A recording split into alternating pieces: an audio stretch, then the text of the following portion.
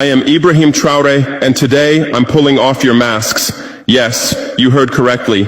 I, whom you call a young military junta leader, whom you brand as a dangerous radical, whom you serve up as an anti-Western dictator, am now telling you the truth. And this time you cannot turn off your microphones. This time you cannot turn away your cameras. This time your editors cannot cut this speech. Because the world you monopolize no longer exists. Because millions will hear these words now, without passing through your filters, without being subjected to your distortions, without being muddied by your lies. I am 34 years old. Every day of my life, I grew up with your lies. As a child, I would watch Africa on television. Always the same images. Children with flies, dry lands, weapons, death. This is Africa, they told us. This is what Africa is. And we believed it. We were ashamed of ourselves. We were ashamed of our own lands, of our own people. But then I grew up. I read, I researched, I questioned, and I understood that the Africa you showed us wasn't real. The story you told us was a lie. The fate you imposed on us was a script you had written. For years, how have you portrayed Africa? How have you shown it? How have you sold it to your viewers? As if we were creatures who had no share of humanity. As if we were savages left outside of civilization. As if we were wretches waiting for you to save us. Every day, every hour, every minute, the same story plays on your screens.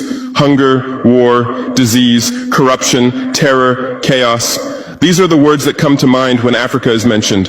In your Africa dictionary, there are no other words. No hope, no success, no development, no resistance, no honor, no pride, no victory. So I ask you, New York Times, Washington Post, Guardian, Le Monde, have you ever made Africa's successes your headlines? How many times have you written about Rwanda's technology miracle? How many times have you shown Ethiopia's reforestation project? How many times have you praised Botswana's democratic success? How many times have you described Kenya's entrepreneurial ecosystem? No, because these don't fit your scenario. Your Africa cannot be successful. It cannot, because then how will you legitimize your exploitation? If it's not in need of help, how will you intervene? If it's not backward, how will you look down on it? Have you ever asked yourselves, has any editor sitting at their desk, any news director in a meeting, any columnist at their keyboard ever thought, why are the people of the world's richest lands poor? Here are the numbers for you, real numbers. Africa owns 70% of the world's cobalt reserves. Your cell phone, your computer, your electric car won't work without cobalt.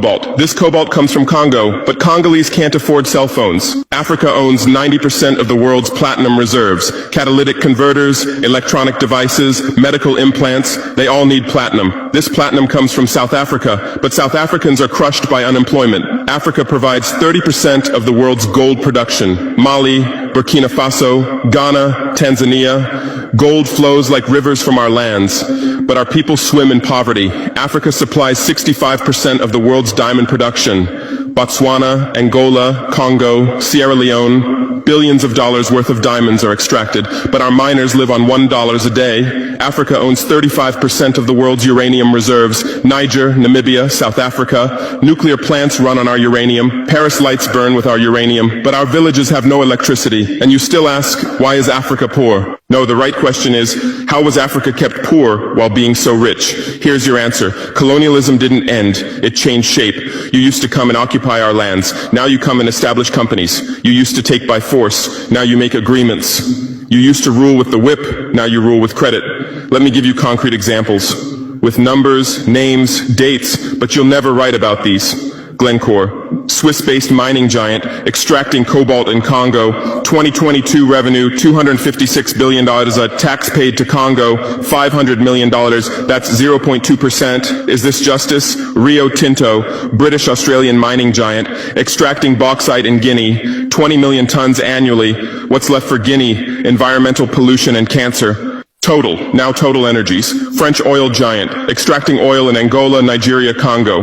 2022, profit, $36 billion investment in Africa, dirty pipelines, Anglo-American, founded in South Africa but now in London. Diamonds, platinum, iron, taking everything. What it left in South Africa? 6 million unemployed miners. And these are just the tip of the iceberg. What about the invisible, the secret deals, the offshore accounts, the transfer pricing tricks? Every year, $88 billion in illegal money flows out of Africa. Who writes about this? Every year, $45 billion in aid comes to Africa. Everyone writes about this, but no one says Africa is not the continent receiving aid, it's the continent giving aid.